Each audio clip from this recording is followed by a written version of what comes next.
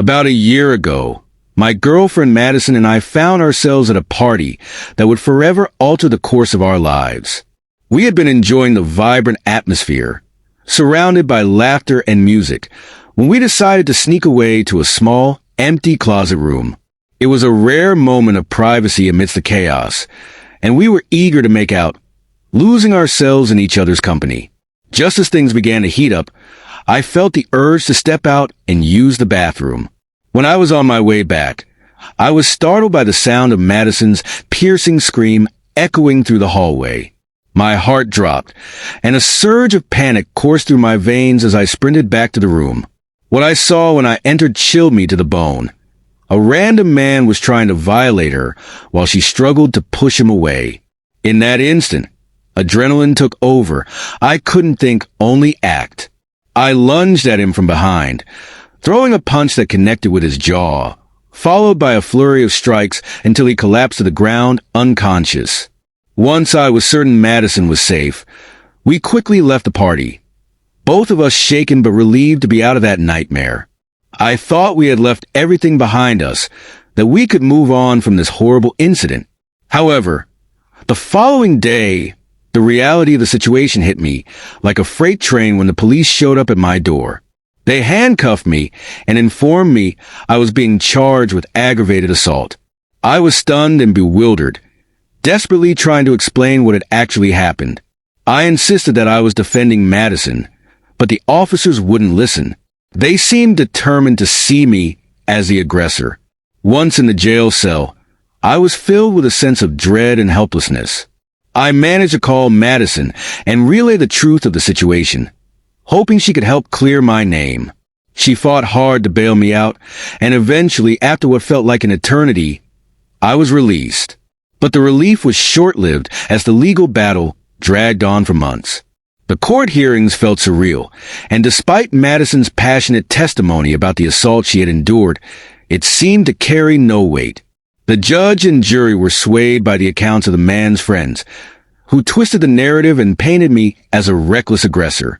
In the end, I was sentenced to 7 months in jail, leaving me crushed and lost. Life inside the prison walls was an exercise in monotony.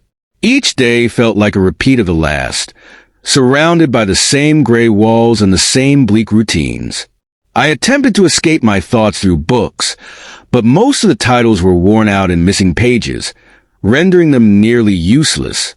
The isolation weighed heavily on me, and I often found myself spiraling into despair, consumed by thoughts of how Madison would view me after this ordeal. I worried about the life I could provide for her once I was out. My hope of finding a job seemed dim, and I feared she would move on without me. Then came the first visitation day, which filled me with both excitement and anxiety. As I walked into the visitation room, a flicker of lightness broke through the heavy fog of my daily life. When I spotted Madison, it felt like the sun breaking through clouds after a long winter. I was almost surprised to see her there. I had tried not to get my hopes up, so I wouldn't be let down if she couldn't make it. Her presence was a balm to my soul, a reminder of everything worth fighting for. At first, we talked about trivial things, what she had been reading, a movie she had recently seen. But I quickly noticed something unsettling in her demeanor. She spoke rapidly, her eyes darting around rather than meeting mine. It was as if she was physically present, but her mind was racing elsewhere. Concerned, I asked her if everything was all right, and she sighed deeply, revealing that she had been feeling overwhelmed lately. When I pressed for more details, she simply said it was a lot to handle on her own. I reassured her that once I was out, I would do everything in my power to help lighten her load. But she looked at me with a mixture of sadness and frustration, telling me I didn't understand. I was desperate to comprehend what she was going through, but each time I asked, she would dodge the question, choosing not to share her burdens with me.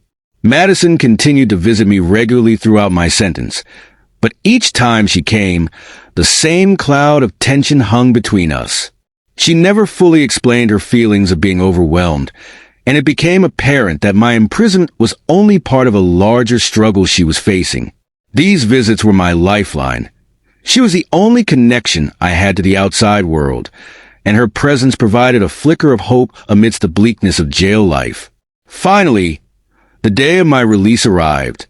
The morning sun seemed to shine brighter, and the crisp air filled my lungs with a sense of anticipation. I stood at the gates of the facility, backpack slung over my shoulder, as the heavy doors swung open. The moment I saw Madison's car pull up, a rush of joy surged through me, and I sprinted toward her. She looked as beautiful as ever, and I couldn't help but pull her into a tight embrace, kissing her repeatedly. Her laughter filled the air as she returned my affection, and I poured out all the love I had missed during those long months apart. Once we settled into the car, I mentioned how I wanted to stop by her mom's house for something to eat. I hadn't had a proper meal in so long. The bland jail food had left me craving something wholesome. Growing up, I never enjoyed family dinners, so the thought of her mom's home-cooked meals filled me with excitement. I recalled her mom's cornbread, the best in town, and how much I had missed it. However, Madison suggested we stop for fast food instead. I hesitated. I hadn't worked in over 7 months and was low on cash, so I felt guilty asking her to pay for my meal. I had hoped to treat her, to take her somewhere nice to celebrate my release. I insisted I was craving a home-cooked meal, but she seemed to sidestep the issue, promising to cook for me later. I sensed something deeper was troubling her, and when I pressed her again about why we couldn't visit her mom's, she took a deep breath and said we needed to talk about something important. The tension in the air thickened, and my heart sank at her words. I didn't like the sound of that. It felt like the prelude to bad news. I urged her to share what was on her mind, and she finally revealed that ever since my charges had come to light, her family had given her an ultimatum. They told her she had to choose between them or me. The pain etched on her face cut deep, and I felt a rush of anger and confusion. Why was that even an option? Madison explained that they viewed me as a violent person, based solely on the court's ruling, which they believed invalidated her truth about what had happened that night. It felt surreal to hear this, knowing how fiercely I had fought for her safety. I could see the hurt in her eyes as she recounted the family pressure. I asked if she had defended me to them, and she affirmed that she had, but it seemed to make little difference. They accused her of lying, of protecting me at their expense, and claimed I was too intoxicated to have acted in her defense. I could feel the weight of her anguish as she revealed this. It was clear that her family's rejection was eating away at her. When I asked how she responded to their ultimatum, she broke down in tears, revealing that she chose me, but the toll it took on her was evident. This was why she had been so overwhelmed during her visits all those months. As we pulled over to the side of the road, I could see that a dam had broken inside her, and all the pent-up emotions she had been holding back came pouring out in a torrent. I knew that this moment would change everything between us, forcing us to confront the reality of our situation and the struggles we would face together moving forward. She had been living on her own for months, a solitary figure navigating the trials of adulthood while trying to make ends meet. The weight of her struggles hung heavily in the air when I finally confronted her about why she hadn't shared her situation with me sooner. Her answer came with a sense of resignation, tinted by the lingering shadows of the past. She explained that while I was in jail, she felt it was essential for me to focus on my own survival and recovery, and she didn't want to add to my burdens during such a challenging time. I couldn't fault her for that. I recognized that during my incarceration, my ability to help her was severely limited. All I could do was worry about her well-being from a distance. But now that I was free, I was determined to fulfill my promise to support her and help her find stability once again. As I embraced her tightly, I assured her that everything would be okay, hoping to imbue her with a sense of hope that had been lacking for so long. I then instructed her to take a seat in the passenger side of my car, urging her to relax as I drove us to her place, where I hoped she could find solace. Fast forward a few months and Madison and I were immersed in one of our favorite pastimes, a game night just for the two of us. We settled in for a round of Uno, a game that had become a beloved tradition in her household. Memories of laughter and camaraderie enveloped us as we played, but I noticed something was off. When I laid down a draw 4 card, Her expression shifted from playful competitiveness to something far more serious. The disappointment etched on her face felt deeper than just losing a round. She looked almost heartbroken, a sadness that threatened to spill over into tears. I tried to lighten the mood, joking, "Honey, I know I'm kicking your butt right now, but you don't have to draw." My attempt at humor fell flat as a single tear traced down her cheek, and in that moment, the atmosphere shifted entirely. Concern washed over me, and I set the cards aside to hold her close, wrapping my arms around her. "What's wrong?" I asked gently, sensing the weight of her emotions. Her response came in a whisper, heavy with longing. "I just really miss my family." Though she reassured me that I was enough for her, the ache of missing her loved ones was palpable. She had never gone this long without speaking to them, and the act of playing Uno had stirred up bittersweet memories that intensified her sense of loss. I suggested she try reaching out to them again, to rebuild the frayed threads of connection, but she hesitated, doubt clouding her expression. "I don't know if they would even want to talk to me," she admitted. Her voice trembled as she confided her desire for them to believe her side of the story. I encouraged her, reminding her that she would never know if she didn't try, but she felt that the trust between them had been shattered beyond repair. As we spoke, I noticed a struggle within her, the desire to reconnect battling against the fear of rejection. I asked if she would be open to meeting up with them to discuss everything. To my relief, she said she would like that, a flicker of hope igniting in her eyes. I wanted to celebrate this moment, so I excused myself to the kitchen to grab her favorite ice cream, a small gesture to lift her spirits. When I returned, her smile, albeit teary-eyed, filled me with warmth. We spent the evening talking and eating ice cream, basking in the comfort of each other's company, until we finally drifted off to sleep, the weight of the day gradually lifting. The next day, I decided it was time to contact her dad. When my first call went unanswered, I assumed he was still at work. So, I turned to her mom instead. When she answered, her tone was icy, almost offensive. As soon as I identified myself, she hung up abruptly. Undeterred, I called back and asked for just 30 seconds of her time, hoping to break through the wall she had built around herself. She reluctantly agreed, and I quickly conveyed how Madison had been feeling over the past few months, expressing her longing for a relationship with her family once again. Instead of understanding, I was met with accusations. She labeled me a crazy abusive man, her words sharp and stinging. She expressed fear at the thought of being in the same room as me, and rather than defend myself, I chose to stay calm and focused. "This isn't about me," I said, reminding her that we both loved Madison and wanted to see her happy. Surprisingly, she agreed to meet, albeit with a caveat. She missed her daughter. I suggested a public meeting at the park, assuring her I wouldn't be there if she didn't want me around. She accepted, but her tone suggested reluctance, as if she was merely placating me. I felt the sting of her words, but I brushed it aside, knowing this was ultimately for Madison's sake. After confirming the details, I rushed to share the news with Madison. When I called, she sounded nervous, her voice barely above a whisper. "I don't know what I'll say," she admitted. I reassured her, encouraging her to trust that the words would come when the moment arrived. The day of the meeting dawned and the atmosphere was thick with tension. I picked up lunch for Madison and her mom, and we set off for the park. During the drive, I could see the anxiety etched on Madison's face. She was visibly distressed, her fingers fidgeting nervously as she stared out the window, lost in her thoughts. When we arrived, I reminded her that no matter how the meeting went, she would be okay.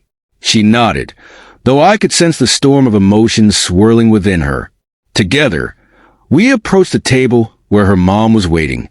The greeting was awkward and charged, filled with unspoken words and strained emotions. We settled down, and her mom wasted no time in diving into questions about the night that had changed everything. As I recounted the events of that fateful evening, I painted a picture of the annual summer bash that had spiraled into chaos. I explained how I had intervened when a man tried to hit on her, only to find myself later confronting the same individual when he attempted to cross a line. I laid hands on him pretty hard, I admitted, knowing that the truth of my actions was complicated. After reporting the incident to the party's host, we had left. But the next day, the police had come to arrest me. The host, it turned out, was moving out of the country shortly after the incident and couldn't testify on my behalf. Her mother turned to Madison for confirmation, and to my relief, Madison nodded. "I thank God you were there that night," she said, her voice steady despite the tears threatening to fall. But even as Madison spoke her truth, her mom's demeanor remained cautious, her skepticism palpable.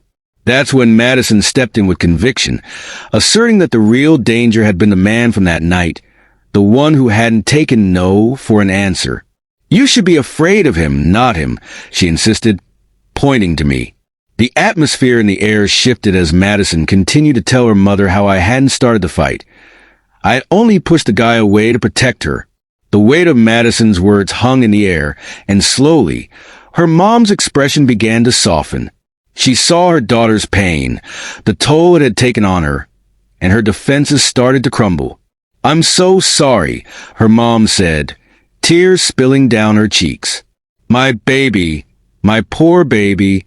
The sincerity in her voice was undeniable, and she turned to me, apologizing for ever believing the worst about me. "I shouldn't have listened to those people," she confessed, shame washing over her as she recognized her failure to be a safe haven for Madison during such a turbulent time. "I feel so guilty for making you support yourself alone all these months." Madison, still trembling from the intensity of the conversation, instinctively recoiled from her mother's attempts to console her. "I understand," her mom said gently, acknowledging her daughter's hurt. Then, with a vulnerable openness, she asked if they could start over. At that moment, Madison looked at me, seeking my approval. I nodded subtly, encouraging her to speak her truth. "I need time to forgive you for everything that's happened," Madison admitted, her voice thick with emotion. "But I'm willing to try." After the meeting, we left the park with a mixture of relief and uncertainty. In the car, we discussed everything that had transpired, the air filled with tentative hope.